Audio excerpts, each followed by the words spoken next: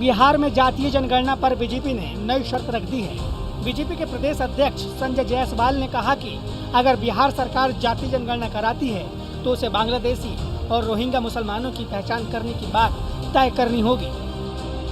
गणना की बात हुई है, सभी दलों ने उसका समर्थन किया है। हम लोगों ने दो शंकाएं रखी कि जब गणना हो तो इस बात पर जरूर ध्यान रखा जाए कि इस रास्ते से रोहिंग्या और बांग्लादेशी ऐसा नहीं हो कि वह इस गणना में शामिल हो जाएं और उसके बाद इस आधार पर नागरिकता के बारे में वह क्लेम करने लगे, इसका ध्यान रखना।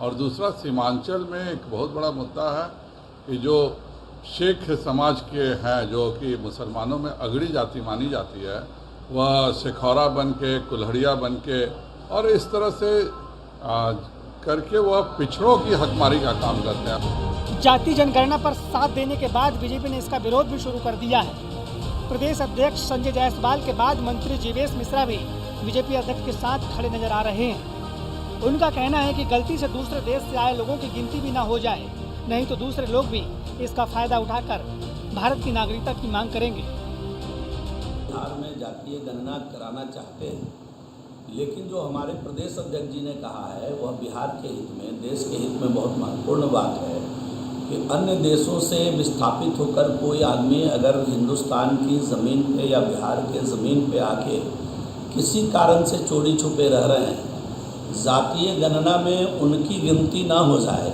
और कल वह उसी आधार पर अपनी नागरिकता यहाँ प्रमाणित करने में न लग जाए, इसकी ज़रूर चिंता राष्ट्र हित में, देश के लिए, इस राज्य के लिए, राज्य के शोषित वंचित के लिए राज्य की सरकार को करना चाहिए। वहीं बीजेपी की आशंका पर जेडीयू ने कहा कि मुख्यमंत्री नीतीश कुमार आशंका की बुनियाद पर कोई काम नहीं करते। ऐसे में शंका और आशंका की कोई गुंजाइश नहीं है। इससे पहले प्रारूप तैयार हो। जाति गणना है यह, और माननीय मुख्यमंत्री नीतीश कुमार जी इस देश के प्रथम राजनेता हैं जिन्होंने इसको वैज्ञानिक तरीके से कराने की पूरी कार्य योजना बनाई है। अब इस संबंध में बाज़ाब्ता प्रारूप बन रहा है, कैबिनेट की स्वीकृति, प्रारूप का बनना, प्रारूप बनने के बाद समाचार पत्रों में इसका प्रकाशन होगा और इसके विभिन्न मापदंड तय होंगे।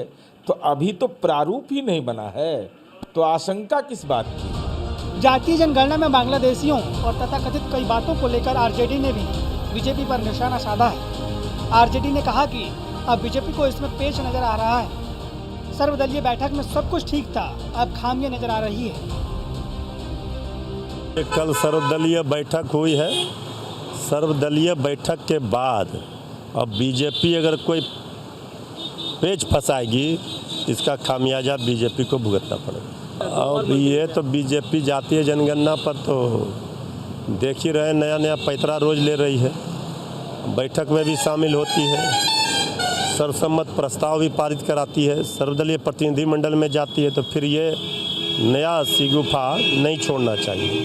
जातीय जनगणना को लेकर मुख्यमंत्री नीतीश कुमार के नेतृत्व में सर्वदलीय बैठक में सर्वसम्मति से फैसला हो गया, लेकिन भाजपा के द्वारा बांग्लादेशियों और तमाम मुद्दों पर कहीं न कहीं अब पेच नज़र आ रहा है।